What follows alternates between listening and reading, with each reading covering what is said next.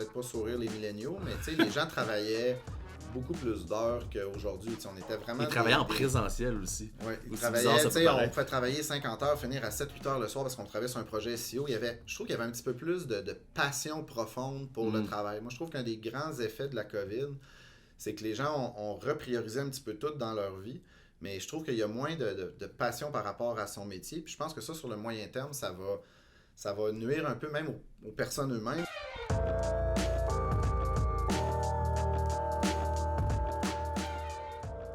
Bonjour, bienvenue au podcast Entre deux pubs présenté par l'agence de marketing web Rablab. Aujourd'hui, on a Guillaume Bouchard, on a tout un CV aussi à présenter, fait qu'il va falloir vous bear with me 2 seconds.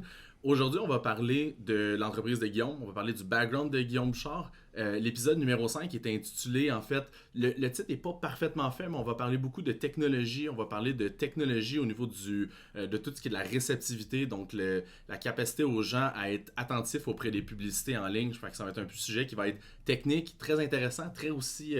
je vais dire, en lien avec le futur de la publicité numérique. Aujourd'hui, j'ai Guillaume Bouchard, qui est CEO de Contextful, qui est réceptivité aussi, associé chez Flair, ancien CEO de iProspect Canada, qui était avant ta propre agence qui s'appelait NVI. Guillaume, Exactement. Salut. Bonjour, comment ça va? Ça va très bien. Puis, je vais dire, par la bande aussi, mentor de Jean-Philippe et Nicolas. Donc, tu nous donnes des coups de main pour nous aider en fait à mettre Rablab sur la map correctement puis bien nous organiser. Donc, je suis très content de te recevoir. On se parle quand même pas mal dans la vie, mais là, c'est le fun de pouvoir prendre un temps d'arrêt et de parler de tes trucs à toi. J'ai 3 grandes passions, le management, le marketing numérique, puis l'entrepreneurship. Fait que au travers de l'aide que je peux avoir avec vous, au travers de réceptivité, au travers de Flair, j'ai vraiment la chance de toucher à ces 3 choses-là. Fait que super content d'être là aujourd'hui. Ça va être très cool, ça va être une excellente discussion. Parle-moi justement un petit peu de ton background. J'ai fait les éloges de ton CV, là, mais qu'est-ce qui t'a amené aujourd'hui à Contextful? Pour ça, on pourra évidemment en parler en plus en détail, c'est quoi Contextful, mais présente-moi donc un petit peu qu'est-ce que tu as fait justement pour te rendre où on est aujourd'hui. Là. Ouais, fait que depuis que à 7-8 ans, je vendais de la limonade dans la rue, fait que je pense que j'avais la fibre entrepreneuriale. Je suis allé au HEC, j'ai déménagé de Québec à 19 ans pour faire HEC Montréal en entrepreneurship aussi. Puis mon projet de fin de bac, et en toute honnêteté, j'ai 84 crédits, j'ai pas de bac, il me restait à faire les jeux du commerce puis un cours de stats que je trouvais vraiment trop plate. Mais mon dernier cours de 9 crédits, c'était de lancer une entreprise. Fait que j'ai monté un plan d'affaires qui était une très mauvaise idée là, en 2004, de lancer une compagnie de sites web. Tout de suite après la bulle, alors qu'il y avait déjà 100-150 agences qui faisaient des sites web pas chers. Mais rapidement, après 1 an de NVI, en 2005, j'étais dans un cours et Jean-François Renaud se reconnaîtra peut-être, mais Jean-François donnait un cours sur le marketing Internet. J'ai vraiment tombé en amour avec l'idée en me disant c'est le fun d'avoir un site, mais c'est aussi le fun qu'il y ait du monde qui arrive sur le site. Fait qu'à Noël, j'ai optimisé moi-même le site de NVI. Puis en janvier, on était rendu premier sur le mot conception web. Quand même. Alors en lançant ce projet-là à l'école, en découvrant le marketing numérique 1 an plus tard dans un de mes derniers cours, je suis vraiment tombé en amour avec la technologie. J'aurais dû acheter des actions de Google en 2005 parce que je serais peut-être pas ici aujourd'hui ou je te l'aurais fait sur Zoom mais dans un yacht à quelque part en Australie. Mais non, c'est ça, la business pendant 8 ans on composait à faire des sites web puis faire du marketing numérique dès la 2e année. Mais c'est vraiment quand on a commencé le marketing numérique que la business a explosé. Puis NVI, ça veut dire quoi déjà l'acronyme? C'est très important. Ça veut dire Nouvelle Vision Informatique. J'adore alors, ça. Ça prend beaucoup d'humilité d'expliquer ça. En anglais, c'était un peu moins pire. C'était New Vision of Information. Mais Nouvelle Vision Informatique, c'était quand même drôle. On avait des bureaux au 55 Mont-Royal. Puis il y avait une autre entreprise qui s'appelait NVI, mais eux, c'était Nouvelle Vague Informatique. C'est très drôle. Des fois, on recevait du courrier, puis le facteur mélangeait les deux business avec beaucoup de connaissances en branding. Oui, exact. Définitivement. Qui voyaient loin là, des visionnaires de la marque. On avait une nouvelle vision. Puis le tagline, c'était une vision en mode continu. Ça, c'est vraiment un projet scolaire, universitaire qui a donné ce qu'il a donné. Mais pendant 8 ans, on a bâti l'achat. Principalement à Montréal, mais on savait que si on n'avait pas un pied à terre à Toronto, la journée que viendrait le temps de la vendre pour embarquer dans un des grands groupes médias, ce serait vraiment difficile. Fait que rapidement, à l'année 5 à peu près, on a commencé à mettre une personne là-bas, 2 personnes, 3 personnes, 4 personnes. Puis Quand tu dis là-bas, c'est à Toronto, on avait un bureau virtuel comme bien des compagnies montréalaises qui font semblant qui ont payé à terre à Toronto. Exact. Mais ouais, les Frenchies ont débarqué à Toronto, ça a commencé à bien aller. On avait à peu près 20% de notre chiffre d'affaires qui venait de là. Puis là, on a eu une conversation avec un paquet de grands groupes. Mais NVI, à la base, c'était vraiment une compagnie qui focusait sur le SEO, tout le référencement organique à l'époque. On vendait l'idée de ne pas avoir à acheter de la pub à Google puis de simplement se positionner, qui est encore très valide. Qui n'est pas nécessairement vrai parce que tu peux... Tu payes l'agence. Ouais, c'est ça, exact. Ben, tu payes l'agence, puis l'autre chose aussi, c'est que tu peux pas juste vivre du référencement organique. Souvent, tu as besoin d'un mix des deux. Là, quand exact, même, exact. Mais j'aurais tendance à dire que de 2005 à 2010, il y avait énormément de compagnies qui vivaient principalement du SEO. Le AdWords était très peu distribué. 80% des requêtes étaient des requêtes organiques. Il y avait plein de requêtes. Il y avait un click rate de malade, ces premiers résultats de recherche. Ouais, il n'y avait pas la nouvelle pizza en haut. Les premiers résultats étaient organiques. La publicité était sur le côté, si on se rappelle. Puis, en jaune aussi. Ouais, on allait chercher 30-40% sur de tous les clics sur le premier résultat organique, ce qui est vraiment plus le cas. Mais des exemples aussi, référencement organique à l'époque ou agence de SEO, quand on a commencé, coûtait 1$ le clic. Puis là, aujourd'hui, c'est 20, 30, 40$. Assurance auto aussi était autour de 1$. Fait que c'est sûr que les prix... c'est dans la tendance inflationniste, mais à l'époque, on avait vraiment des trucs intéressants. Puis après ça, autour de 2013, on a commencé à avoir beaucoup de joueurs internationaux qui se sont intéressés à l'entreprise. On était les plus gros indépendants dans ce qu'on faisait. Canadien ou montréalais? En SEO canadien, puis après ça, plus dans le type d'agence indépendante, j'aurais dit montréalais. On était un peu nez à nez. On avait dépassé un petit peu à l'époque... Adviso. Qui est Jean-François Renaud, que tu parlais tantôt, le professeur de commerce. Qui avait commencé 3 ans avant nous, qui était 4 actionnaires à l'époque, mais finalement, seulement Simon et JF ont continué l'aventure. Puis là, ils sont en train de faire une reprise avec Elisabeth puis quelques autres partenaires. Je trouve ça associés, je trouve ça vraiment cool comme continuité. Eux visaient d'aller chercher les plus gros comptes québécois. Nous, on visait un top 3 canadien. Fait qu'on avait vraiment pas la même approche. On a réduit rapidement justement des bureaux à Toronto. Puis ça nous a créé un peu un appeal, pour utiliser un mot anglo, intéressant avec plusieurs joueurs comme OMG, comme Cossette, comme Dentsu. Puis c'est d'ailleurs avec ces 3-là qu'on a dansé jusqu'à la toute fin. Je me souviens d'un week-end où est-ce que là, on a 2 term sheets sur la table. Il faut choisir entre un petit peu plus d'argent tout de suite, mais potentiellement moins d'argent sur 5 ans. Ou l'inverse, un peu moins d'argent tout de suite, mais un gros potentiel de upswing, puis des conversations back and forth entre les deux. Ça doit être quelque chose pareil, là.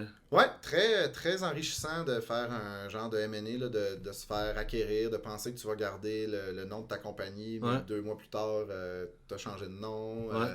Une belle découverte. Là. C'est quelque chose de quand même très stressant, un due diligence, parce que c'est vraiment une situation où est-ce que tu te mets à nu, tu ouvres ton kimono au complet. Puis, même quand on a su ça, 2 ans avant, on s'était préparé, dans le sens qu'on s'assurait que tout le monde, tous les clients avaient des contrats, que nos employés avaient des contrats signés. C'est toutes des choses que, quand tu es entrepreneur, tu as des contrats verbaux, tu envoies des factures, les clients payent, tout va bien, mais c'était vraiment pas la même game quand que tu passes justement à te faire inspecter de A à Z. Puis leur job, c'est aussi un peu de baisser la facture en disant « Ah, mais tu sais, c'est genre 3 clients-là, ils ont pas de contrat, telle affaire, c'est pas aussi sharp qu'on pensait. » Eux, leur job, c'est de faire baisser le prix, vous, votre job, c'est de faire monter le prix. Là. Ouais, puis une chose qu'on voit mal ou que les gens comprennent pas bien, c'est qu'entre le temps qu'ils signent une lettre d'intention, qu'ils disent « OK, on va vous acheter pour la LOI là, qu'on au début, appelle. Le fameux LOI, et le temps du closing, il se passe souvent un 6 mois. Fait que toi, t'es tout un peu... Les vendeurs, les actionnaires sont souvent optimistes. Fait que tu dis, oui, on est en train de faire tel chiffre d'affaires, c'est ça notre croissance. Là, ils t'évaluent. Puis là, ils te regardent aller pendant les 2 trimestres suivants. Mais là, toi, t'es en due diligence. Fait que t'es quand même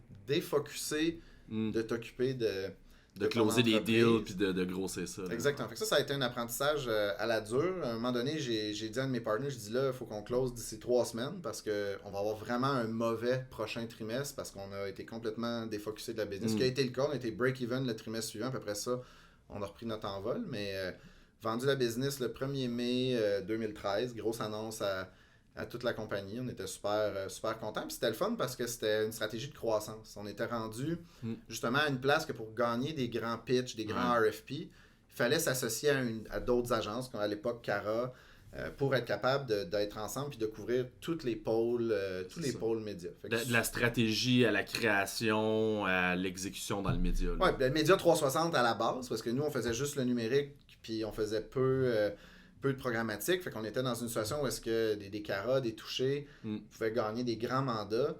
Étaient vraiment pas aussi bons que nous dans ce qu'on faisait en marketing de performance, mais avait quand même une approche, comprenait mieux les procurements, comment vendre à un C-suite. Fait que ça a été vraiment une super belle expérience. Nous, on a vendu l'entreprise puis on avait un 5 ans de earn-out qui est quand même très, très long. Earn-out en pensant, tu veux expliquer pour les gens, c'est quoi exactement? C'est que dans le fond, en gros, une business de service, surtout dans une structure comme un grand groupe, ils vont nous donner un montant d'argent, disons 20-30% du montant total au départ. Puis après ça, tu as des objectifs de revenus puis de profit à aller chercher pour aller chercher le reste de ta carotte, qu'on appelle un earn-out. Tu earn your way out of the business. À l'extérieur, aller chercher l'argent qui t'a été promis, si on veut. Puis nous, notre défi était quand même vraiment important. On était une entreprise qui faisait 5 millions de chiffre d'affaires, 5 millions de revenus, qui avait peut-être 600 000, 700 000 de profit. Fait qu'on faisait 12-15% de profit. Puis le groupe nous avait demandé d'augmenter la profitabilité d'1 demi-million de dollars nominal par année pendant 5 ans de consécutifs. Ouais. Fait qu'il fallait amener la business à quelque part entre 12 et 15 millions de chiffre d'affaires puis 3 millions de profit en 5 ans. Fait que c'est des bons souliers à remplir. Là. Exactement. Puis sur les 5 années, ce qui était très difficile, c'est qu'à la 3e année, en plein milieu, 2 de nos plus gros clients, un est sorti du pays, qui était Michaels, le Arts and Crafts, qui ont sorti toutes leurs... Ils sont pas avec Walmart. C'est une sous-filiale de Walmart ou c'est... Je ne sais pas. Peut-être aujourd'hui, mais ça c'est l'affaire, c'est ça, Arts and Crafts là, qui est ça compétitionne aux maires de serre, par exemple. Ça, exact. Là. Mais eux ont sorti toutes leurs agences du Canada, on continue de rouler ça juste des États-Unis, puis en même temps, le 15 janvier, pour les gens qui font des budgets annuels, tout est seté, 15 janvier, Target fait faillite. En 2015. Ouais, c'est vrai. Alors, ça a été vraiment difficile. On a perdu... Puis il commençait à être bien établi en plus au Québec. Là. Exact. Nous, on avait... À chaque année qu'on finissait l'année, comme cette année-là, on avait fini avec environ 9 millions de chiffre d'affaires. Ouais. On savait qu'on avait à peu près 9 millions in the bank. Puis que la croissance allait venir de nos nouvelles ventes. Souvent, on perdait un 10% de cette base-là, mais on faisait des upsells dans les comptes. Ouais. Commence l'année, monte un budget d'à peu près 9-10 millions de OPEX. Boom, perd à peu près 40% du chiffre d'affaires les 2 premières semaines. 2 clients, 40%.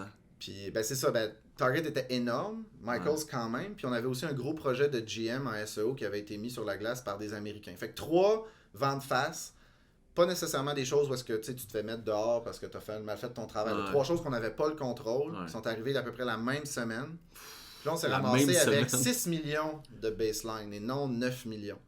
Ça a été la seule année dans les 13 années que j'étais à la tête de NVI et de iProspect Canada qu'on a eu une année de décroissance parce qu'on avait fait 9 millions en 14, on a fait 8,5 en 2015. Ça a été la plus grande année de BizDev, par exemple, parce qu'on a juste mis en mode vente. Vous êtes allé chercher 2,5 millions de growth dans l'année. C'est vraiment beaucoup. Le risque qu'on a pris, c'est qu'à l'époque, on avait une équipe retail qui était sur Target, puis on était en train de pitcher l'Oblaz. Fait qu'on s'est croisé les doigts que l'Oblaz allait nous choisir. Puis là, pendant 3 mois, les gens n'avaient pas grand-chose à faire. Puis là, on a gagné l'Oblaz, on a plugué l'équipe de Target dessus. Puis là, les choses se sont replacées un peu. Mais ça a été une année vraiment difficile. Puis dans un earn-out, tu veux pas avoir une année négative parce qu'elle vient affecter souvent la moyenne de tes paiements. Mais très, très intéressant là, de partir d'une compagnie que tu as 2-3 entrepreneurs qui gèrent ça à... Tu possèdes plus tes actions, tu as à marcher dans un cadre quand même assez précis. D'une entreprise internationale japonaise. Là, exactement. Qui est devenue, dans le fond, Dentsu Boss. Là. Qui ont acheté Boss. Qui ont acheté Boss. Au Québec, ils sont connus sous Dentsu Boss. Ils ont été connus sous Dentsu Boss. Maintenant, ça s'appelle Megari Bowen. Mais à l'origine, il y avait Aegis puis Dentsu. Puis en même temps que nous, on s'est fait acheter par Aegis, Dentsu a acheté Aegis. Ça a été Dentsu Aegis pendant longtemps. Mais maintenant, c'est redevenu... Dentsu, dans le fond, les Japonais ont un contrôle absolu au Japon. C'est comme si les 5 plus grandes agences médias appartenaient au même groupe au Québec, au Canada. Dans leur cas, c'est pas mal ça, mais à l'extérieur du Japon, ils étaient très, très peu représentés. C'était une belle acquisition acheté Aegis, dans lequel nous, on faisait partie depuis, Ok. depuis quelques semaines. Mais super gros apprentissage, je dirais. C'était quoi, excuse-moi, la taille d'à peu près dans le fond, là, ça s'est appelé iProspect rendu à cette étape-là. Ouais. Quand ça, dans le fond, vous avez eu l'acquisition par le groupe. C'était quoi à peu près la taille de l'agence rendue là? Quand on a vendu, on était 50. Ouais. 5 ans plus tard, on était une centaine. On avait 60 personnes à Montréal, 40 Ok. à Toronto. Fait que d'un chiffre d'affaires de 5 millions, 500-600 000 de profit, la dernière année, 12 millions. Puis on a atteint l'objectif là, qu'on s'était fait fixer à Cool. l'époque. Très, très intéressant, je dirais. Ça s'est passé vraiment en deux grandes phases. La première phase, pendant 2-3 ans, Dentsu et Aegis nous laissaient pas mal faire, je dirais, ce qu'on voulait. On avait encore le contrôle sur nos IT, notre HR, nos finances. Puis on continuait à gérer notre shop un peu comme si on n'était pas intégré, mais on était dans les mêmes bureaux. On a travaillé très fort, nous, avec les autres équipes, avec Cara, avec Boss, pour se ramasser dans le même building. Après ça, quand on a commencé tranquillement à outsourcer nos fonctions support, là, j'ai réalisé un peu ce que ça voulait dire être dans un grand groupe avec des bonnes puis des mauvaises choses. Comme toujours. Oui, tu as du support, mais des fois, c'est pas exactement le support que tu as besoin. Ouais. Des fois, il y a un délai. Fait que, tu sais, ça a été vraiment intéressant de comprendre quand tu n'es plus maître 100% à bord que tu dois apprendre à composer avec ça. D'un autre côté, cette expérience-là, puis on en parlera tantôt, m'a énormément servi dans la business que j'ai aujourd'hui de Receptivity qui est avec le Contextful parce que j'ai des VC qui ont investi dans la compagnie. Fait que le fait d'avoir à gérer, on était 12 agences, un seul PNL. Fait que quand on allait pitcher, on vantait le fait que peu importe d'où allait venir le profit, le client allait être vraiment bien servi. Ce message-là de One PNL a marché vraiment, vraiment bien. Après ça, en arrière des rideaux, c'était pas toujours aussi Comme toujours. facile, mais tu sais, c'était 12 présidents d'agence qui avaient vraiment un désir genuine là, de faire marcher les choses.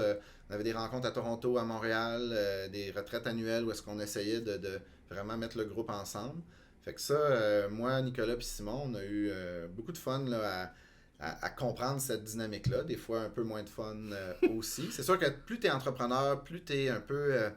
je pense qu'on se ressemble un peu là-dessus. Là, plus vous êtes un peu autodidacte, un peu anarchique, plus c'est difficile de Fit marcher within sur the line. Là. C'est ça. Mais c'est aussi un apprentissage de dire, OK, la vie, c'est pas toujours toi qui fais exactement ce que tu veux. Tu es dans un sandbox, puis pour travailler dans un grand groupe, ben, t'as pas le choix. Fait que quand on a embarqué dans iProspect, on était déjà 4-5 000 personnes dans le monde. On était dans une cinquantaine de bureaux. Ouais. Quand on a quitté à la fin, je me souviens, le dernier offsite était à Singapour. Il y avait on était dans 110 pays, plus que 10 000 employés dans le groupe. Puis iProspect est en train de devenir une des 2-3 plus grandes compagnies dans le groupe de Dentsu Aegis. Fait que vraiment la plus grande shop de marketing numérique sur la planète. Mais une super aventure de comprendre la dynamique, mettons, Montréal-Toronto, la dynamique du Canada, qui n'était pas un des top 20 pays, des top 10, mais peut-être plus top 20 dans un grand groupe. Fait que tu sais, les directives partaient du Japon, s'en allaient à Londres, descendaient à New York, s'en rendaient à Toronto, puis après ça tombait sur le siège social à Montréal. Nous, la plus grande fierté qu'on a eue, c'est on a réussi à avoir 2 équipes qui travaillaient vraiment bien ensemble. Ce qui n'était pas le cas de toutes les compagnies. Ouais. Nous, on avait mis des gens francophones aussi à Toronto, mais on faisait venir en party bus les 40 personnes 2 fois par année pour à faire un get-together. Tu sais, c'était super important pour nous de ne pas avoir 2 grandes solitudes, si on veut. Ouais. Fait qu'on a été un modèle dans le groupe sur la partie de bien travailler entre les 2 équipes. Ça a été une des choses qu'on a vraiment bien réussi à livrer. C'est plus facile, je pense, pour un Québécois bilingue de bâtir une bonne culture entre les 2 villes que pour un Torontois unilingue là, de bien avoir cette dynamique-là avec le Québec. Ça file moins, que ça soit moins comme un satellite. Ouais. C'est quelque chose qui était vraiment important pour nous. Le fait que Cara aussi avait eu longtemps son siège social à Montréal a joué pour beaucoup dans la balance entre notre choix là, entre OMG puis Dentsu. C'était OMG, Dentsu, puis tu disais qu'il y avait Cossette aussi. Il y avait Cossette aussi. Ouais, Okay. mais à l'époque, Cossette, c'était dans le moment que il y avait des VC qui étaient en train de racheter une partie de la compagnie. Ça brassait beaucoup dans leur écosystème, fait qu'on voyait pas la place qu'on pourrait occuper. Ouais, c'est ça. Puis ce qui a joué, sans rentrer dans les détails financiers avec OMG, c'est qu'à l'époque, il avait touché PhD puis OMD. Moi, j'avais envie de bâtir une équipe nationale. Ouais. Dans l'optique que j'aurais été chez OMG, je me ramassais un peu à superviser les 3 entreprises. Puis c'était super important pour nous, la culture à l'époque. Les gens qu'on avait avaient juste un brand. Fait Et que tu ça ne voulais pas joue leur quand même dire, dans tu la voulais pas balance. délaisser ton équipe pour dire je vais m'occuper de 2 autres équipes, puis là, il faut comme fusionner un peu C'est ça. Puis trois tu sais, joueurs eux ensemble. font ça à cause des ce que j'appelle les conflict shops. Là. C'est qu'à un moment donné, tu peux pas servir trois Ouais. personnes, trois retailers qui sont un contre l'autre si tu as la même marque. Ouais. Fait que c'était beaucoup c'est ça la réalité, mais tu sais, je pense qu'on est content d'avoir fait ce choix-là. J'aurais été très curieux de voir ce que ça aurait donné aussi dans OMG. J'en ai déjà parlé une couple de fois avec Alain Desormiers, puis j'étais toujours un peu curieux de quoi aurait eu l'air tout l'échiquier On le sait de jamais. performance. Tant qu'on le fait pas, on le sait pas. On Là. peut pas reculer en arrière. Exact. Il faudra le faire autrement. L'idée du podcast était alentour de plus de contextual receptivity, puis je pense que l'introduction est parfaite pour ça. J'aurais juste une dernière question pour clore l'histoire de justement iProspect puis tout ça. C'est comme, mettons, ton plus grand apprentissage ou l'affaire que tu te dis... en fait, soit l'apprentissage ou l'affaire que tu te dis avoir commencé, je l'aurais fait différemment. Je vais essayer de répondre en 2 volets. Je dirais le plus grand apprentissage, c'est de vraiment bâtir une équipe de management, c'est très difficile. Bâtir une équipe de management puis de la garder pendant longtemps, c'est encore plus difficile. Ouais. Puis réussir à ce que, au fur et à mesure qu'on avance à chacune des étapes, de la garder motivée puis de s'assurer qu'il n'y a pas de politique, ça c'est vraiment un grand enjeu. Fait que tu sais, l'apprentissage, ça a été on a focusé énormément à garder cette chimie-là. Puis ça n'a pas toujours bien fonctionné. Même moi, j'étais frustré. Le côté critique d'avoir une équipe de management solide qui se respecte tout au long des phases de l'entreprise. C'est très difficile de trouver du talent. C'est encore plus dur aujourd'hui que ça l'était avant. Il y avait énormément de formation à faire avec ça. Puis c'est pas parce que tu es CEO d'une boîte que tout le monde va automatiquement t'écouter. Puis tu as aussi souvent à gérer la bisbille entre les gens du management qui jouent un peu du coude, qui ont des visions différentes. On a fait énormément de retraites. On utilisait un modèle qui s'appelait Gazelle. Puis après ça, on a utilisé un modèle qui s'appelait EOS. 2 modèles de management qui nous aident à faire des lacs à l'épaule intelligents, qui nous aident à clarifier une vision, mettre des outils en place. Ouais. Je pense que si on n'avait pas eu un focus aussi fort à garder ce noyau-là, puis comme je dis, ça n'a pas toujours bien été, ça allait bien most of the time, je pense qu'on n'aurait jamais réussi à se rendre aussi loin. Fait que ça, c'est vraiment plus l'apprentissage. Si j'avais à recommencer quelque chose, à faire différent, j'avais énormément de misère, moi, par exemple, mettre un employé à pied, accepter qu'à chaque phase de l'entreprise, il y allait avoir des gens qui n'allaient pas passer leur plafond de verre, puis qui était mieux de se retourner dans une autre business d'une structure similaire. Fait que ça m'a pris jusqu'à la dernière phase avant de l'accepter. Fait que, mettons, à 7-8, on était une gang. À une vingtaine, on avait chacun peut-être, il y avait une couple de N-1, fait qu'il y avait des managers. Rendu à 50, il y avait 3 niveaux. Jusqu'à 100, ben là, il y avait encore plus. Il y avait juste 3 niveaux, mais il y avait quand même beaucoup plus de monde. de seniorité. Sur un poste de junior jusqu'à Practice League, il y avait 5-6 petites badges que tu pouvais ramasser. Mais c'était très, très difficile parce qu'à chaque phase, on perdait environ la moitié du monde. Puis il fallait des fois les laisser partir, des fois ils partaient par eux-mêmes, mais on a gardé des fois des gens trop longtemps. Des fois, on a laissé des conflits grandir.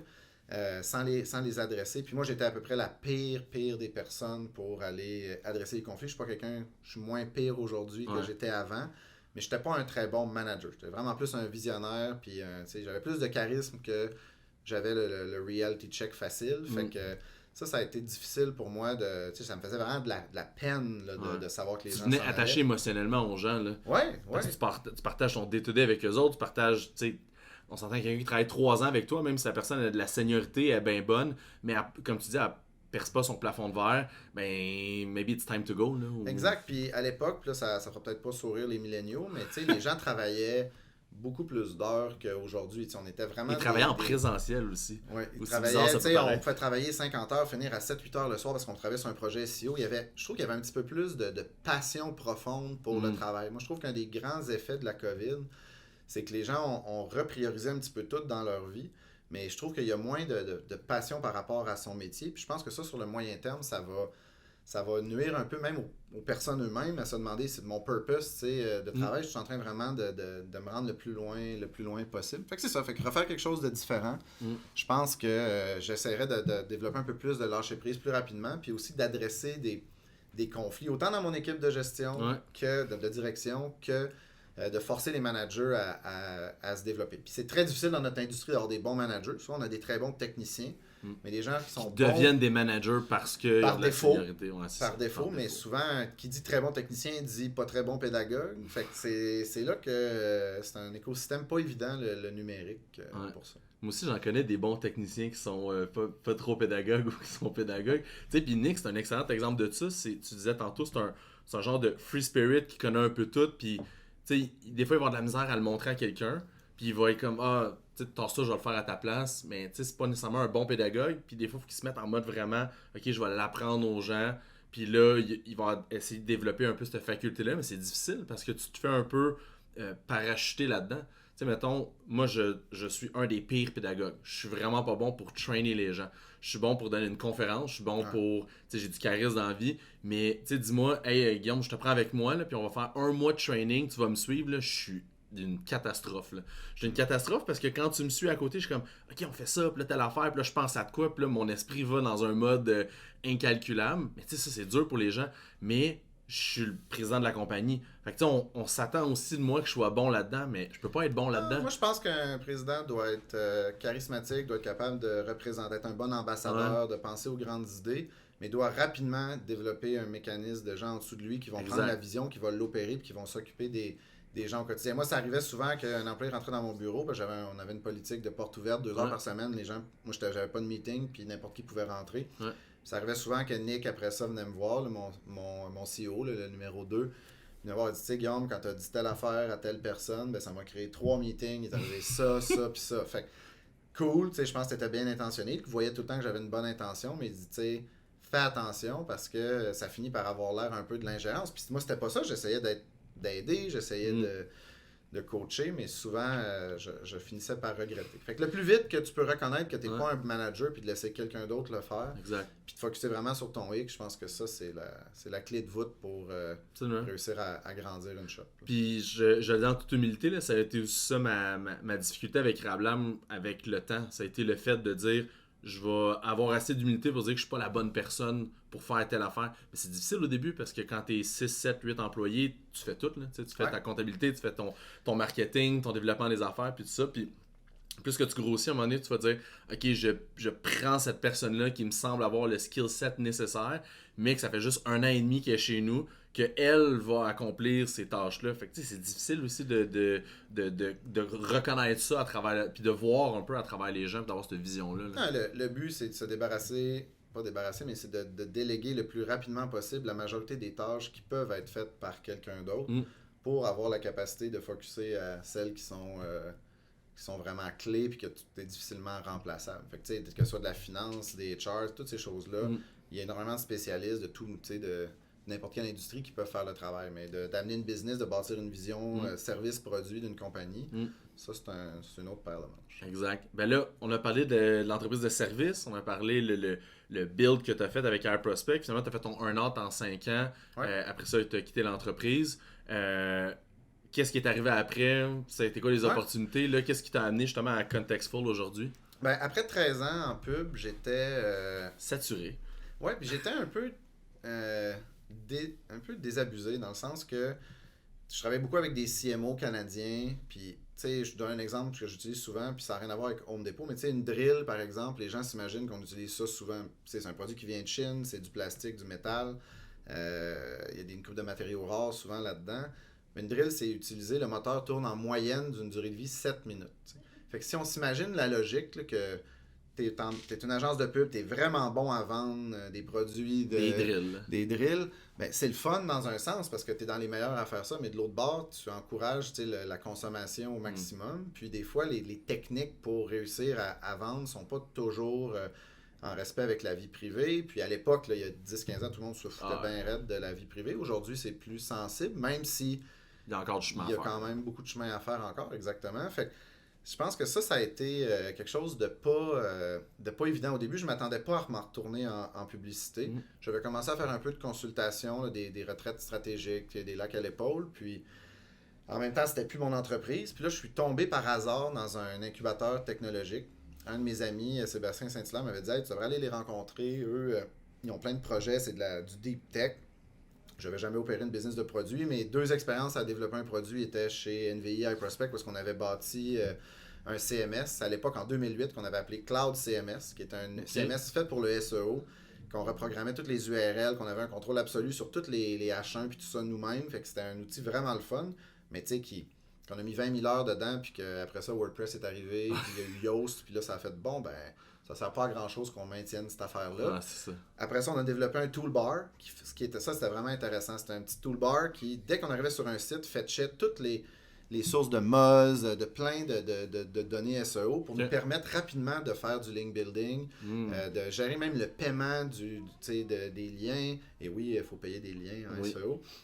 Et s'assurer que le lien était encore actif pour se rendre compte, encore une fois, 2 ans plus tard, après 15 000 heures de développement, que Ravenstool venait de sortir une solution dédiée. Fait que, peut-être un petit learning de toute cette histoire-là qui m'a fait basculer après. Si tu fais du service, fais pas des tools. Fais du service puis intègre des tools dans ton stack. Si tu fais du produit, deviens le meilleur à faire ce produit. Fait que qui est un bon segue là, vers Contextful puis le produit réceptivité, quand je suis arrivé là, début 2018, je rentre dans l'incubateur, on me présente, il y avait plusieurs compagnies qui pouvaient me présenter. Une qui travaillait sur du son, puis il y en a une qui avait une technologie qui utilisait les téléphones mobiles. Fait que je me suis intéressé à ça. Là, je rencontre Alexandre puis Benoît, les 2 entrepreneurs en résidence, qui étaient là dans l'incubateur, puis on commence à jaser, puis les gars étaient comme, bon, ben on a ça, là, on est capable de comprendre la motion, du téléphone. OK. Fait que on regarde ça, puis finalement, je suis comme vraiment tombé en amour avec la techno, parce que la techno utilisait les senseurs présents dans le téléphone, mais aucune donnée sensible. Aucune donnée privée. Pas de caméra, pas de GPS, pas de micro. Très similaire, par exemple, à Google Images, que tu vas y envoyer une photo d'un chat, ça va reconnaître que c'est un siamois, mais ça connaît pas le nom du chat, ça connaît pas son propriétaire, puis ça connaît pas il est où le chat. C'est le même genre de logique. Amener l'espèce de 3e dimension derrière les appareils mobiles. En ce moment, presque toute la techno qui existe se concentre à ce qui se passe dans l'écran, mais presque pas à l'humain qui est derrière l'écran. Puis ça, ben, je parle de ça aujourd'hui de façon très claire, mais en 2018, là, on est quand même 4 ans plus tard, l'idée de base, c'était de dire OK, mais qu'est-ce qu'on peut faire en pub avec ce genre de signature-là? Puis ça a pris un gros 2 ans, 2 ans et demi, partir de on a des modules, puis là, on pitchait ça à des clients pour dire « Hey, j'ai un module de posture, pour savoir si les gens sont assis comment. J'ai un module... le gyroscope, savoir s'il bouge beaucoup le téléphone. On utilisait le gyroscope, l'accéléromètre linéaire, puis mais on présentait des modules. On n'avait pas de solution. On faisait juste dire « Check, j'ai des labels, qu'est-ce que tu veux faire avec ça? » Puis à un moment donné, à l'été, je pense que c'est Benoît qui a eu l'idée. Été 2019, 2020. On s'est dit, on va tout combiner ça ensemble dans un signal d'attention. Okay. C'est là que la réceptivité est née. Fait qu'on a brandé, dans le fond, littéralement le signal. On a fusionné tous les points de données qu'on avait dans une seule source. Puis là, on a décidé, OK, on invente la réceptivité. C'est quoi la réceptivité? Ben, en gros, ça te permet de savoir, juste avant de vendre une pub ou juste après avoir servi une pub, si tu as bel et bien un humain qui est engagé avec son appareil, qui regarde l'appareil, mais encore une fois, sans utiliser la caméra. Juste avec la physiologie du corps humain, le bruit ambiant, la lumière ambiante, si tu es en déplacement.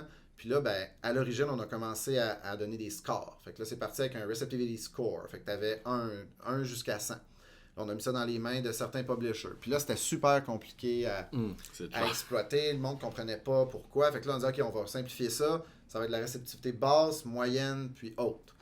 Change tout le modèle. Package ça en 1 tiers, 1 tiers, 1 tiers. Commence à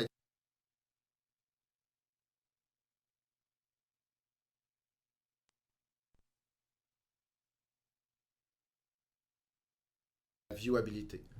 La viewability permet de savoir, une fois qu'une pub est affichée, si elle est visible dans on le voit beaucoup en programmatique. Là. On ne le voit pas souvent sur les autres plateformes, là, mais en programmatique. Exact. Puis là, on parle de viewable, non-viewable. Fait que là, on s'est dit, on va faire ça simple. C'est réceptif ou c'est non réceptif. Le signal, on est capable de l'utiliser, puis on va calculer c'est quoi la moyenne, ou quand on est à la source du publisher, ben, capable de mesurer une par une chacune des impressions. Puis c'est vraiment là, je pense que la business est partie de minimum viable technology à minimum viable product, autant du point de vue de notre communication du signal que de ce que le signal pouvait faire. Puis au départ, quand on a commencé, on était capable de mesurer le display sur les appareils Android. Parce que Apple, en web mobile, demande une permission pour utiliser n'importe lequel des senseurs qui, à l'époque, là, en septembre 2019, avait pas mal cassé Internet parce que du jour au lendemain, toutes les apps de VR, tous les repositionnements d'écran ne fonctionnaient plus parce que ça prenait les senseurs en web mobile. Fait que, on est parti de ce modèle-là qu'on essayait de vendre aux publishers, qu'on vendait aussi aux agences, puis je vais parler des produits là, dans quelques minutes. Mais encore une fois, tu sais, on manquait de reach, ça fonctionnait pas partout dans l'univers mobile, fait que ça c'était quand même une grosse problématique. Fait qu'on a pris un pas de recul, puis on s'est dit, en ce moment, on a 2 produits qu'on veut pousser. Un qui est l'outil de mesure qui s'appelle Receptive Measurement, qui est un genre de dashboard qui fournit des insights, qui est servi un petit JavaScript avec le créatif, puis qui permet de savoir si l'usager, la pub que vous venez d'acheter, si la personne est engagée avec son appareil. Puis, mettons, pourrais-tu juste donner un exemple pour que ça soit concret dans la tête des gens, là? Ouais. Fait que je vais prendre les 3 extrêmes. Un robot, premièrement, il y a énormément de fraude en web mobile puis en app. Il y a des apps que 80% du trafic sur l'app, c'est de la fraude. En web mobile, plus le site est un peu douteux, moins il y a des vrais humains. Fait que l'extrême, c'est un robot. Un robot ne sera jamais capable d'imiter un être humain qui tient en main un appareil. Non, ça sera jamais aussi fluide. Qui le regarde. Ça passera jamais un test de gyroscope, d'accéléromètre linéaire. Fait que l'extrême, c'est les robots. Ça se filtre automatiquement, ça va très bien. L'autre extrême, c'est Guillaume qui est assis en train d'enregistrer un podcast, qui regarde son appareil, qui est dans un environnement éclairé, pas trop de bruit. Donc, si une vidéo se mettait à jouer, donc si une pub et display est affiché, ben, très engagé avec son appareil. L'entre-deux, c'est Guillaume qui est en train de marcher à un abribus pour attraper son autobus, qui marche assez vite, qu'il y a bien du check genre CNN. Check peut-être son adresse ou qui check sur CNN, mais tu sais, c'est sûr qu'il ne paye pas attention, qu'il ne porte pas attention à la pub. Fait que la réceptivité est assez sensible pour faire la différence vraiment entre ces 3 choses-là. Le robot est éliminé automatiquement. Quelqu'un qui serait en train de marcher rapidement pour se rendre, probablement serait considéré comme non réceptif aussi. Okay. Il y a une fine ligne, on s'entend. Ouais. Mais la base qu'on disait tout le temps, nous, c'est que tu es dans un environnement idéal pour pouvoir consommer ton téléphone. Il n'y a pas trop de mouvement. Ça peut être dans ta voiture, par exemple. Ça, tu aurais un mouvement linéaire stable, mais tu aurais quand même l'appareil qui est tenu en main. T'sais, des exemples de modules qu'on a développés, c'est la posture. Est-ce que l'usager est couché, assis, en train de marcher? Est-ce que l'usager tient l'appareil en main, ou il est sur un rack, ou il est sur la table, ou il est face down? Est-ce que l'appareil en hertz bouge à une vitesse qui fait que l'œil est capable de lire sur l'appareil? Okay. Fait que c'est tout ce genre. Puis si l'appareil est tenu en main, de la façon qui est tenu en main, prenons un exemple comme ça. L'inclinaison. Exactement, par rapport à la façon qui est tenue dans la main, est-ce que les yeux sont in focus sur l'appareil? Ce genre de module-là, combiné ensemble, mis dans des environnements différents, corrélé avec des vrais KPI de performance comme de la vente en ligne, du remplissage de formulaires ou des choses comme ça, qui nous a permis de faire une corrélation directe entre l'attention puis l'augmentation de performance. Parce que l'objectif ultime de réceptivité, c'est d'être les meilleurs au monde à utiliser tous les types de senseurs non privés, toutes les façons que les gens interagissent, par exemple, avec l'écran, même regarder les mots qui sont affichés dans les pages, comme certains des joueurs contextuels, pour être capable de dire, en ce moment, on a-tu un humain attentif à l'appareil. Sans affecter la vie privée des gens. Parce que là, on le rappelle, très important, ces données-là ne sont pas stockées, il n'y a pas exemple de ID relié que c'est Guillaume Bouchard qui tenait son téléphone face-up avec un capteur lumière actif puis tout ça. Là. Donc, c'est toutes des données qui sont comme GDPR-friendly, si on veut. Oui, tout à fait. Il y a une grande différence, puis les gens ne comprennent pas bien, entre de la donnée anonymisée et de la donnée anonyme. La donnée anonymisée, c'est j'ai ton GPS, je te suis partout, mais pour être certain qu'on ne sait pas c'est qui, je vais éliminer toutes les données de ID puis tout ça. Puis je vais anonymiser ça, puis là, après ça, tu peux le stocker. La donnée anonyme, c'est qu'à la base, tu peux pas retracer rien. Tu peux pas faire de fingerprinting, tu peux pas rien faire qui permettrait d'identifier quel individu tient l'appareil. Parce que nous, notre but, c'est d'avoir bâti un moteur de contexte humain. Mais tu sais, tous les humains tiennent à peu près leur appareil de façon similaire. Alors nous, c'est de reconnaître plus le comportement humain en soi que l'humain lui-même. Ça, c'est la grande subtilité. Puis nous, on s'est toujours donné comme carré de sable de jamais utiliser de données privées, mais de devenir les meilleurs à comprendre l'attention sans danger pour l'humain. Puis là, on est dans l'ère du temps. Les cookies s'en vont, notre solution fonctionne sans cookies. On est la seule solution qui peut être aussi utilisée avant que la pub soit vendue. Fait qu'un joueur comme Québécois, qui a été un partenaire de lancement avec nous, Ils sont capables de dire à leur clientèle. Avec il y avait ça les Québécois ID, je pense, ou les. Ouais, mais c'est un targeting qui Ouais. s'appelle la réceptivité chez Québécois, qui va permettre de dire que 100% de l'inventaire qui va être vendu dans ce segment-là sont bel et bien des êtres humains dans un contexte idéal. Puis on voit des fois le 30, 40, 50, 75% plus de conversion, de performance qu'un groupe contrôle. Puis c'est logique parce que il y a en partant à peu près un tiers de l'inventaire qui est du bruit. Du bruit étant le robot jusqu'à quelqu'un qui est juste zéro attentif. Qui fait son jogging, puis que finalement reçoit un message texte, elle le regarde, puis là, elle gosse 5 secondes sur, sur un site web, puis là, après ça, elle se remet à courir, puis finalement, elle le ferme, puis elle le remet sur son bras. Exact. Puis tu sais, la viewability, malheureusement, ça n'a pas été inventé quand le mobile existait. Puis la limite de la viewability, c'est plusieurs choses. La première, c'est des modèles historiques. Il n'y a rien qui se passe en temps réel parce que tu dois afficher la pub pour savoir si elle est dans l'écran. Premier problème. Deuxième problème, plus le format publicitaire est petit, plus la viewability va être élevée, mais c'est pas corrélé avec plus de performance parce qu'en général, sur un écran, plus tu prends de l'espace, plus tu as des chances que la pub soit remarquée. Ensuite, presque toutes les études qui sont sorties sur la viewability ont dit que c'était pas vraiment directement corrélé avec des augmentations de performance, mais à défaut d'avoir d'autres choses, les agences, on est un peu pris avec ça. Le client, il veut acheter selon cette logique-là. Un autre problème aussi de la viewability, c'est que ça ne va pas mesurer non plus, parce que c'est un produit qu'on veut développer dans le futur, mais ça ne va pas mesurer de façon soutenue, par exemple, un vidéo. Des fois, il y a une pub qui fait un plein écran qui est peut-être même pas avec quelqu'un qui a l'appareil en main. Fait que tu sais, il y a énormément de limitations avec la viewability. Nous, on dit pas qu'il faut l'enlever, mais c'est pas un système vraiment d'attention qu'on peut actionner en temps réel à la source. Fait que tu sais, un jour, on fera un test, une impression viewable versus une réceptive à la source, puis on verra l'impact que ça a sur la conversion. Mais toute la logique pour nous, c'est vraiment de focusser sur l'attention de l'humain et non de ce qui se passe dans l'écran. Fait que les deux peuvent très bien se marier, mais on est un grand filtre à la source. Puis l'autre problème, le dernier problème de la viewability, c'est que c'est un truc qui a été inventé pour les agences, pour rentrer un peu dans le fond de la gorge des éditeurs. Le produit de réceptivité est construit avec l'écosystème en tête. On aide le publisher à décider où est-ce qu'il veut vendre son meilleur trafic. Publisher étant un éditeur, fait qu'un Québécois. On aide Québécois à dire, moi quand je vends en direct plus cher mon inventaire, je te donne du meilleur inventaire, pas juste des formats, mais aussi des gens plus attentifs. C'est un peu comme puis le je fais concept. plus de revenus aussi. Exactement. Fait que tu as un enjeu où est-ce que tu peux diriger où tu envoies ton trafic, tu peux te différencier face au GAFA, parce que c'est pas un produit qui est disponible chez le GAFA. Tu peux être capable d'aller justement charger plus cher. Tu peux dire, OK, en open, je laisse plus d'impressions réceptives, je les laisse juste pour du direct, du PG, du PMP. Ça fait un mécanisme de défense pour le publisher. Mais ça permet quand même à l'annonceur puis à l'agence d'acheter du meilleur trafic. Donc, le publisher fait plus d'argent, contrôle mieux son écosystème, son inventaire. L'annonceur fait plus de performance. Puis nous, comme First Party Data Provider, on va chercher aussi un certain revenu. Fait que c'est un produit qui a été pensé pour rendre service, si on veut, à l'écosystème en général.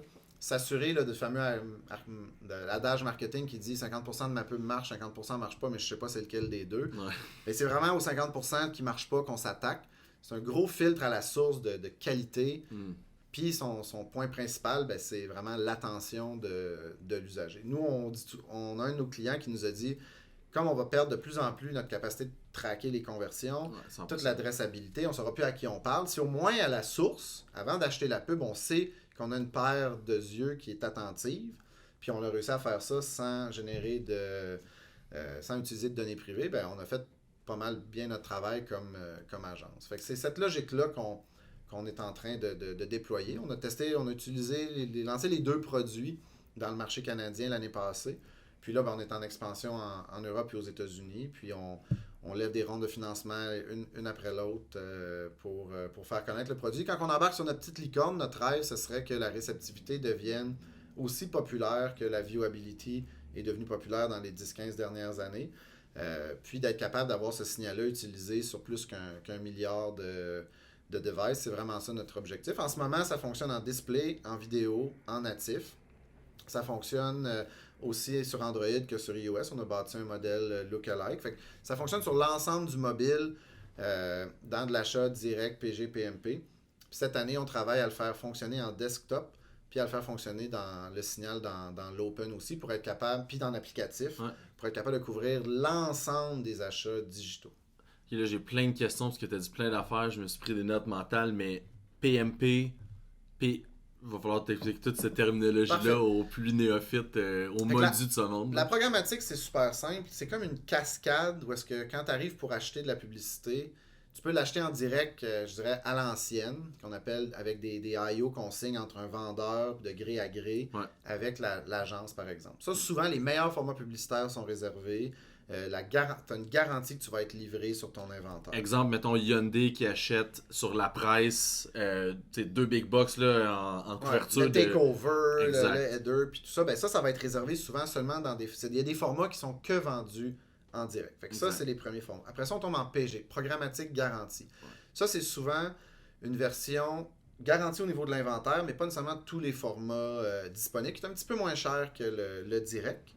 Ensuite de ça, on tombe en PMP, qui sont dans le fond des deals qui sont construits, mais qui n'ont pas de garantie, qui sont similaires aux programmatiques garanties, mais qui ne sont pas garantis sur l'inventaire. Fait que ça se peut que tu essaies d'acheter de la vidéo chez la presse, mais tough luck, il n'y en a pas disponible ce mois-ci. Fait que là, tu n'es pas capable d'en livrer dans ta campagne. Fait que la cascade, c'est en direct, en programmatique garantie, en PMP avec les fameux Deal ID, sans garantie. Puis après ça, si ça a été aucun des trois, ça s'en va dans ce qu'on appelle l'open. Ce qui est important de comprendre, c'est que le publisher fait 80% de son argent avec les 3 premiers niveaux. Donc, quand il n'a pas juste laissé aller le trafic dans l'open pour être monétisé par... DV360 ou... Exactement, par des solutions de Google ou par un ShareTrue ou un Magnite qui va offrir les solutions à plusieurs DSP.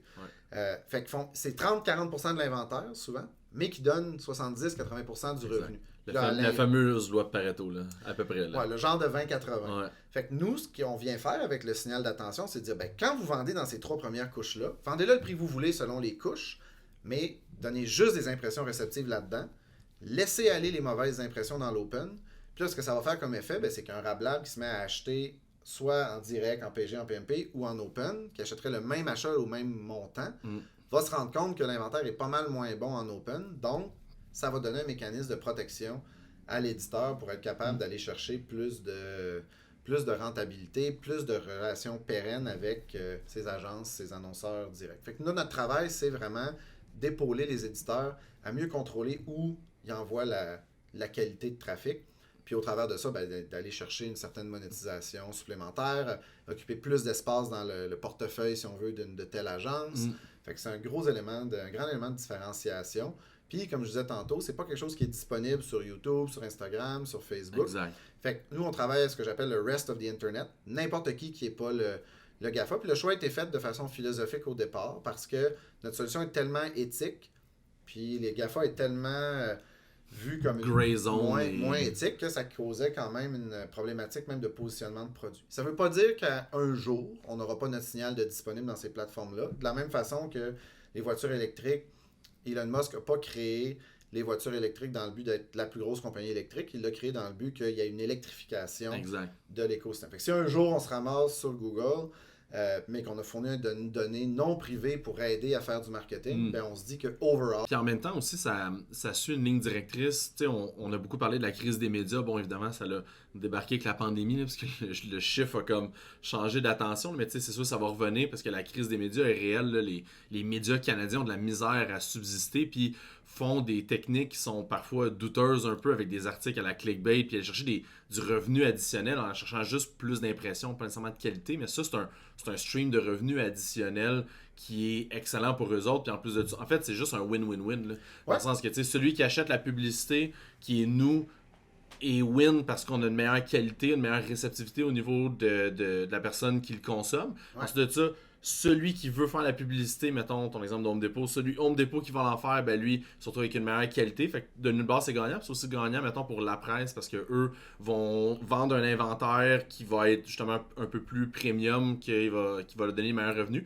Mais en plus de ça, ils peuvent mettre une petite surcouche de revenus additionnels en disant, en plus d'être un bon inventaire garanti, tu t'assures d'avoir aussi un score de réceptivité plus élevé avec, ça sera pas des robots, ou en tout cas, ça va avoir déjà filter out là, les gens qui ça serait pas bon. Pour faire faire un jeu de mots dans le contexte canadien.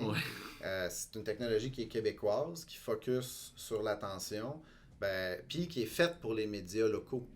Dans chacun des marchés, quand on se démarque, c'est ça notre explication. On discutait avec le New York Times la semaine passée, qui est un nouveau client potentiel, puis ils aimaient beaucoup cette approche-là parce qu'eux cherchent à augmenter à X millions d'abonnés, puis ils cherchent aussi à être capables de monétiser davantage leur publicité. Puis eux ont fait un choix très philosophique à l'époque de dire, nous, on n'y va pas dans l'open, on ne veut pas dévaluer notre valeur. Québécois a pris une ligne directrice aussi, ils en vendent dans l'open, mais ils ont laissé quand même des prix planchers assez élevés. Fait qu'on vient vraiment dans cette ère du temps-là de dire, on va vous donner le contrôle de où est-ce que vous mettez l'attention, mais on va le faire d'une façon qui est future-proof parce qu'on a réfléchi à notre histoire, puis vous n'avez pas de danger à utiliser notre solution. Fait qu'on retourne une petite key value qu'on appelle, qui dit réceptif, non réceptif. Ça s'injecte automatiquement dans le ad stack là, publicitaire.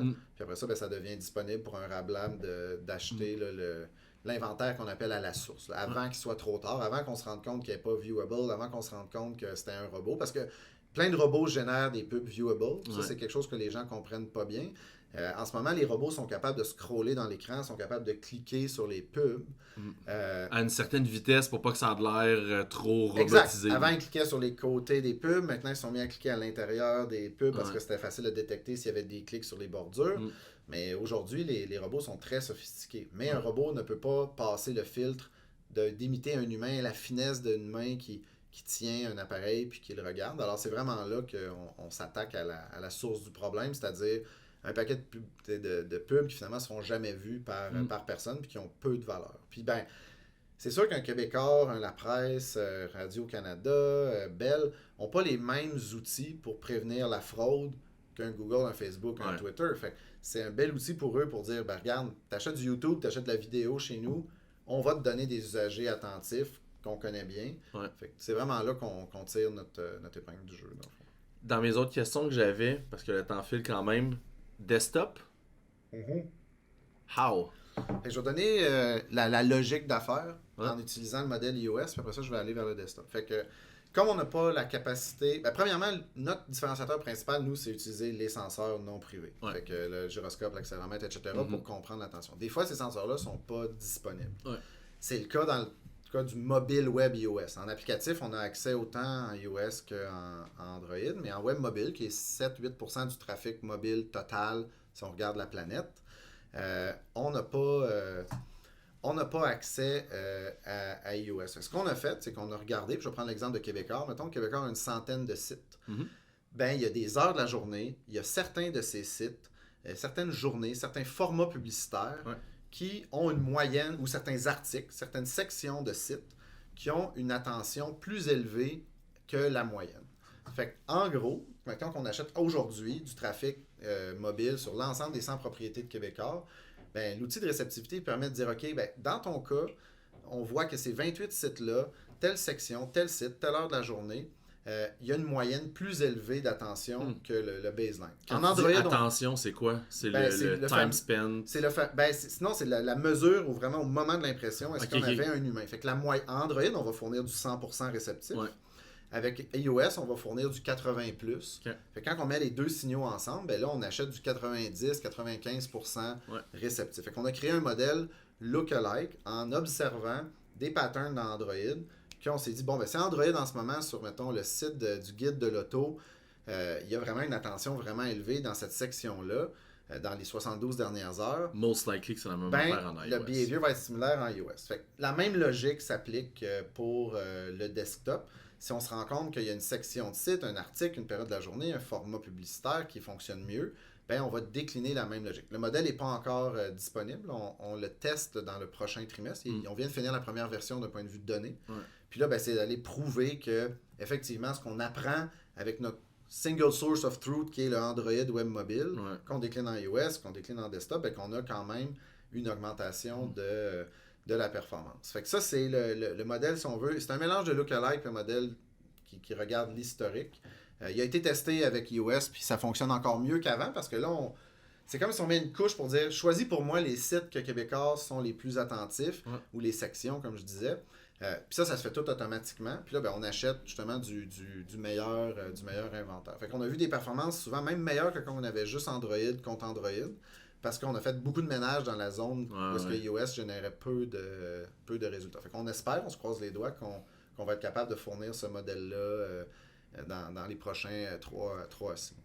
Parce qu'on s'entend, il doit quand même avoir une différence. Tu sais, je fais juste penser au comportement d'un utilisateur quand on regarde Google Analytics ou GA4, que la personne, le temps passé sur le mobile versus desktop, puis les actions faites, souvent la personne elle va être plus en mode de recherche sur mobile, elle va regarder justement les search queries, elle va regarder des index de recherche, puis après ça, elle va aller un peu faire son magasinage, un peu phase de notoriété, considération, puis après ça, elle va s'installer devant un ordinateur de bureau, un laptop, une tablette, puis là, elle va procéder à son achat. Fait que, tu sais, il va y avoir des distinctions entre le mobile et le desktop. 2-3 grands behaviors différents. Un, c'est pas les mêmes formats publicitaires. Fait que exact. ça, c'est pas le même écran, fait que c'est pas du tout les mêmes formats publicitaires. Ouais.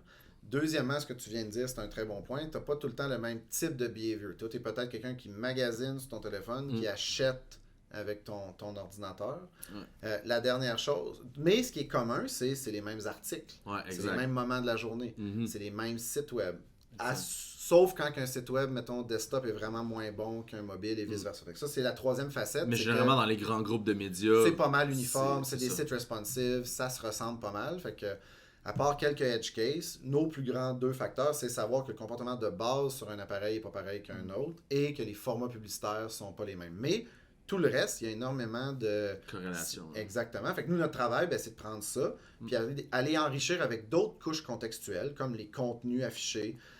Mettons l'article en question, est-ce que cet article-là était meilleur qu'un autre? Fait qu'on est capable d'aller plus loin. Puis reste tout le temps, notre source de vérité va être l'Android pour dire, OK, il y a 5 articles, ces 3-là, en moyenne, les gens sont restés plus longtemps, ont gardé l'appareil en main plus longtemps que ce 4e-là, puis ce 5e, celui-là, il est vraiment pas intéressant. Ben, la réceptivité va dire, OK, on va mettre la majorité du budget sur ces 3-là, parce qu'on le sait que c'est là qu'on va aller le plus carré. Ben, cette logique-là s'applique au niveau du contenu autant sur un desktop que sur même que sur une watch, par exemple. C'est vrai, parce qu'en fait, quand tu y penses à ça, il n'y a aucune raison si l'article est hyper performant sur mobile, mettons justement le journal guide de l'auto sur l'inventaire québécois, il n'y a aucune raison pour que ça soit full consommé sur mobile, puis sur desktop, ça soit une catastrophe. Je pense qu'il y a peut-être 80% des touchpoints qui vont être similaires puis qui vont se ressembler. Là. Fait que c'est super bon sur mobile, c'est mettons 183 articles-là. Ben, il y a peut-être 160 de ces 180 articles-là qui sont réellement bons aussi sur desktop. Exact. Puis aussi, ça dépend des moments. Mettons, depuis qu'on parle de la guerre, probablement que les articles reliés à ça surindexent. Comme on avait remarqué aussi, c'est un exemple simple, dans des sites de nouvelles, on voyait que les lundis, mardis, mercredis, de 5h à 9h, il y avait vraiment un prime d'attention parce que les gens venaient chercher le fameux téléjournal de 6h, étaient plus attentifs et aussi n'étaient pas au bureau, juste vite en train de checker les nouvelles. Il était rendu à la fin de la journée. Il était réceptif à la nouvelle. Exactement. Fait que, tu sais, notre but, ça reste, avec tous les signaux, mais principalement comme source de vérité, les senseurs, d'être capable d'avoir la plus grande attention possible, puis fournir cette layer-là, si on veut, à des éditeurs, à des régies publicitaires, à moyen terme, à des SSP, pour qu'on soit capable d'être un peu présent partout. Comme je disais, le desktop, l'open, puis le applicatif sont nos 3 derniers... bastion qu'on veut conquérir pour être capable de dire je suis un annonceur ou je suis une agence, je suis Rablab, j'ai envie d'appeler Québécois pour dire donne-moi tout, je veux t'acheter un run of site, je veux t'acheter tous tes sites, tous les formats de n'importe quoi, audio, vidéo, natif, applicatif, mais je veux une petite boîte qui dit que j'achète juste de l'inventaire qui est réceptif, attentif. C'est cette logique-là qu'on construit. Comme dans le temps quand t'achetais pas sur un site, c'était pas PayPal. Donc, puis aujourd'hui, si un site sur PayPal, je suis comme, je n'achète pas ce site parce que c'est rendu compliqué et ça m'intéresse pas de mettre mon compte PayPal. Exactement. Ils ont mal pris le virage numérique. Ouais, c'est ça, exact. Dernière question, parce que je pense, Nicolas, qu'on arrive déjà à notre heure. Ça a été hyper passionnant. On arrive, je pense, au bout. J'avais une grosse question qui est plus l'environnement. Tu sais, t'as beaucoup été dans l'industrie justement de la publicité, puis là, tu l'as encore, mais plus d'un côté technologique et produit et non justement annonceur là, ou publisher. En fait, tu te trouves en fait à être entre les deux là, pour mettre les deux en parallèle. Puis on en a parlé dans les plusieurs podcasts précédents, un peu le déclin de Facebook. Quand je dis déclin, il faut prendre ça avec une pincée de sel. Là. Facebook s'en va pas aux poubelles. Là. C'est que Facebook a moins d'attention dessus.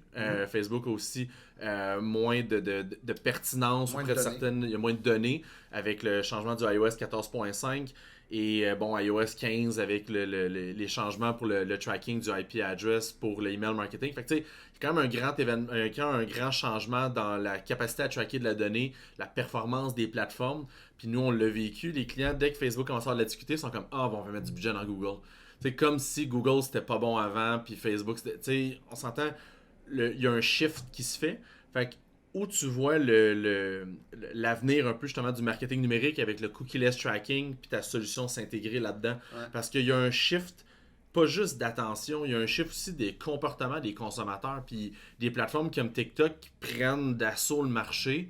Peut-être pas au niveau publicitaire, mais au niveau du attention des utilisateurs, c'est dommageable pour justement des sites web de nouvelles ou des sites web qui vendent de l'impression du PMP, des endroits publicitaires programmatiques garantis, parce que le monde passe 2h22. En fait, on l'avait fait avec Alexandre Turcotte dans le podcast précédent. Je pense que la moyenne canadienne, c'est 53 minutes par jour sur TikTok. Là. Fait que c'est beaucoup de temps. Fait que là, il y a comme un shift de peut-être juste un site web mobile uniquement. Fait que c'est une grosse question, mais j'aimerais savoir ton take sur comment on peut voir les 5 prochaines années. Ben, je vais te donner 2-3 trucs. Mon entrée de jeu, c'est... On a tout le temps parlé, puis ça fait même dans mon ancienne job, que content is king, que le contenu est roi. Ouais. Ça va toujours rester vrai. Puis après ça, context is queen, qui est comme être dans le bon contexte. Ça, je reviendrai sur Contextful après. Puis après ça, moi j'appelle authority is God. Fait que dans le fond, à la fin de la journée, c'est ces 3 vecteurs-là qu'on doit toujours avoir. Tu dois toujours avoir le meilleur contenu. Si TikTok est populaire, c'est parce qu'ils ont fait une plateforme qui allait bien avec la nouvelle génération de la micro-consommation de contenu. Il n'y a rien qui empêche n'importe quel autre joueur de faire le même genre de logique de fast-food content, par exemple. Ensuite de ça, le contexte, qui est où est-ce que nous, on œuvre beaucoup, on a un peu un retour aux sources. On est parti de l'hyper-segmentation, l'hyper-accès à de la donnée, les problèmes de vie privée que ça l'a amené. D'ailleurs, ça c'est un venting personnel, mais tu sais que Apple se mette dans cette histoire-là alors qu'ils n'ont rien à faire en pub, qu'ils viennent déterminer que pour la vie privée, ils vont couper ça. Soyez tous honnêtes ici, Apple n'a pas fait ça pour ça, ils ont fait ça seulement pour générer plus de revenus. Là. Non, moi je pense que c'est pour nuire à Facebook et à Google. C'est un modèle de défense en disant, nous on ferme notre jardin, on ne l'ouvre pas à personne. Comme Apple, tu sais, travaille avec très très peu de développeurs, ils ont leur propre software versus un Microsoft qui bridge 50 000 compagnies. Ben, c'est une stratégie de fond de Apple, pas reliée à la vie privée selon moi, mais vraiment reliée à diminuer le pouvoir des autres gros joueurs dans le GAFA. Ok, super intéressant. Puis dans le fond, moi, mon point au niveau du contexte, c'est qu'avant, on n'avait rien, puis on achetait n'importe quoi. Après ça, il y a eu le search qui a dit, OK, là, au moins, il y a une intention. Ça, c'est fantastique. Parce que tu sais qu'est-ce que la personne la cherche. Là. Exact. T'sais, comme je disais toujours, Google connaît très bien ta vie privée. Puis Facebook, tu présentes ton petit côté doré à tout le monde. Mais Google comprend tes intentions à minuit, à 3h du matin, à 4h de l'après-midi. T'sais. Facebook, lui, voit un peu comment tu interagis socialement. Plus de misère à suivre ça maintenant. Mais à la fin de la journée, ces joueurs-là vont être de plus en plus limités dans leur capacité de tracking. Donc, il y a un retour aux sources naturelles vers le contextuel qui a existé avant Google et Facebook, qui était, on est-tu dans le bon contexte, on a-tu les bonnes personnes, est-ce que, même pas les bonnes personnes, on est-tu dans le bon contexte d'affichage? Juste, mettons, télévision, audio, billboard sur le bord de l'autoroute, là, c'est ça le contexte. Là. C'est ça, c'est pour ça qu'une pub de Tout le monde en parle va coûter plus cher qu'une pub dans une compagnie qui a peut-être le même nombre de volumes, mais qui a peut-être moins d'attention reliée, que les gens vont un peu plus aux toilettes, portent moins attention à telle émission. Exact. Fait que je pense qu'il y a un grand retour du contextuel, puis contextuel sur toutes ses formes, là, les mots-clés présents à côté de l'affichage, l'attention comme on fait avec les senseurs, mais toutes des choses qui vont nous permettre de mieux comprendre le contexte. Après ça, tu sais, je pense que toute l'adressabilité qui s'en va, toute la partie de tracking justement qui s'en va, ça, je pense que c'est là quand même pour rester. Il va se développer des modèles un peu autour. Le LiveRamp travaille sur des modèles pour remâcher des ID et puis tout ça. Mais tu sais, si on essaie de voir une vision, c'est toutes des plays qui sont faites pour essayer de garder comment c'était fait avant. Nous, notre stratégie, ça a été de dire clean slate, comme les voitures électriques, de dire on part et on l'a pas, cette donnée-là.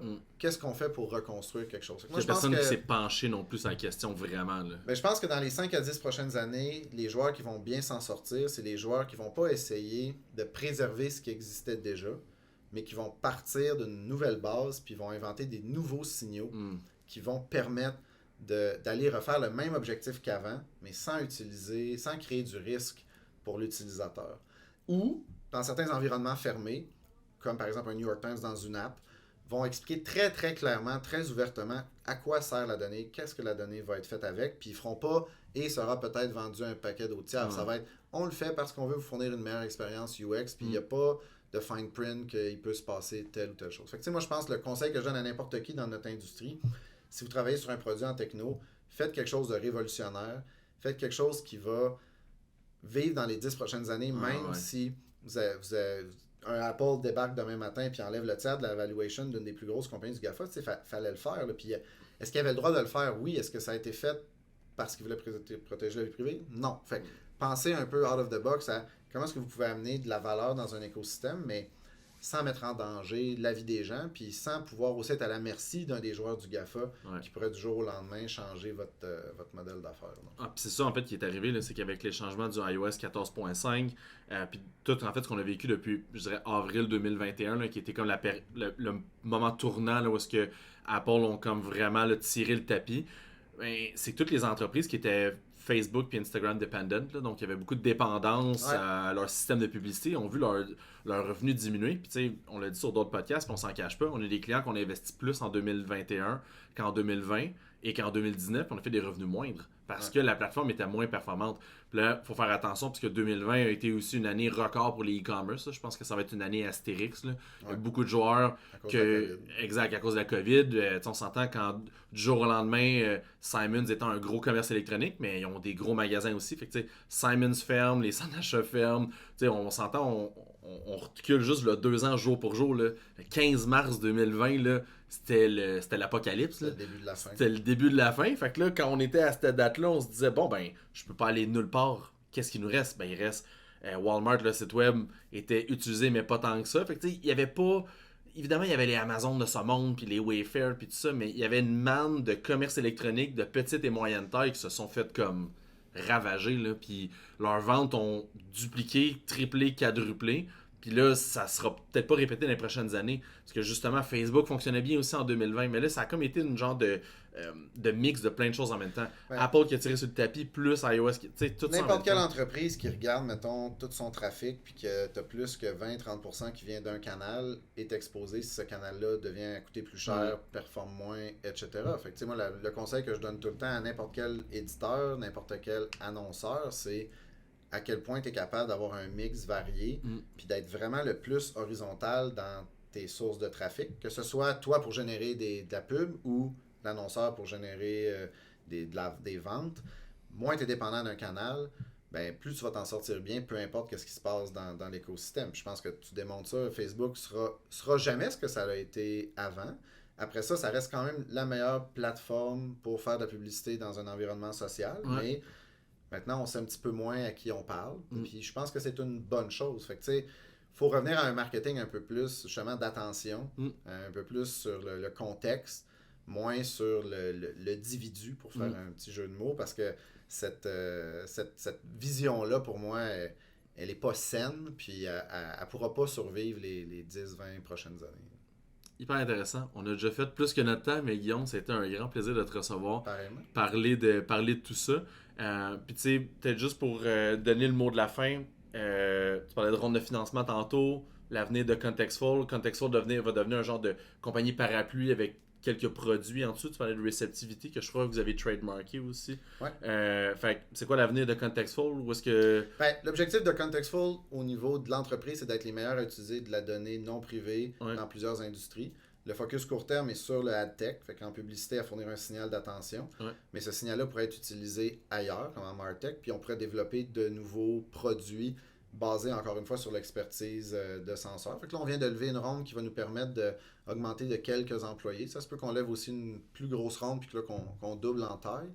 Mais c'est ça. Notre but là, sur notre petite licorne, c'est si la réceptivité devient aussi populaire que la viewability, dans plusieurs marchés, on considère qu'on va avoir fait notre travail. Quand ça va rouler sur 1 milliard de devices et que ça ne sera pas dangereux pour personne, on va être bien content. Puis là, on pourra faire un podcast sur Zoom, de ton yacht, puis comme tu disais tantôt. Là. On verra. Mon objectif à 50 ans, c'est d'aller essayer de sauver les coraux dans les Caraïbes. Alors, c'est la business que je fais là, il y a une partie de l'argent que, si jamais est vendu un jour, qui aiderait pour ça. Fait que ça sera peut-être pas de l'Australie, ce sera peut-être de quelque part en Guadeloupe, mais il y aura un objectif quand même qui restera humanitaire dans l'approche. Très cool, puis on pourra peut-être te recevoir une prochaine fois pour en parler. C'était tout pour l'épisode numéro 5 du podcast Entre deux pubs, présenté par l'agence de marketing web Rablab. Merci encore une fois de nous suivre. J'ai regardé les statistiques, l'épisode qui vient de sortir, c'est l'épisode avec Anthony de Poche et Fils. Je pense qu'à chaque épisode, on a des records d'écoute dans les premiers jours, donc clairement, on voit que ça plaît aux gens. Puis les gens nous écrivent aussi en DM sur Facebook, sur Instagram, sur LinkedIn pour nous partager leurs commentaires. Merci beaucoup, on apprécie. Puis c'est avec justement vos commentaires et votre feedback qu'on fait des meilleurs épisodes. Donc, Guillaume Bouchard, merci encore une fois. Pareillement. Le mot de la fin pour toi? Je dirais, intéressez-vous à quelque chose qui s'appelle l'escouade numérique. Si vous ne connaissez pas l'escouade numérique, c'est une OSBL qui aide les TPE, les compagnies en bas de 25 employés, à vraiment faire le virage numérique. Au Québec, on a un énorme retard face à l'Ontario. On manque énormément d'alphabétisation numérique. Alors, allez jeter un coup d'œil sur ce que c'est l'escouade numérique. C'est quelque chose où est-ce qu'un paquet de gens de l'industrie sont impliqués. Je pense qu'on peut faire. Et que Guillaume n'est pas trop loin en arrière. Exactement. On a parti ça exactement il y a 2 ans quand la COVID est tombée. On se demandait qu'est-ce qu'on pouvait faire pour monsieur, madame, tout le monde qui avait une entreprise mais qui était vraiment pas prêt pour le web. Alors, prenez 2 minutes pour aller jeter un coup d'œil là-dessus. Ben, vous invite à aller voir ça, l'escouade numérique, puis on vous dit à un prochain épisode de Entre deux.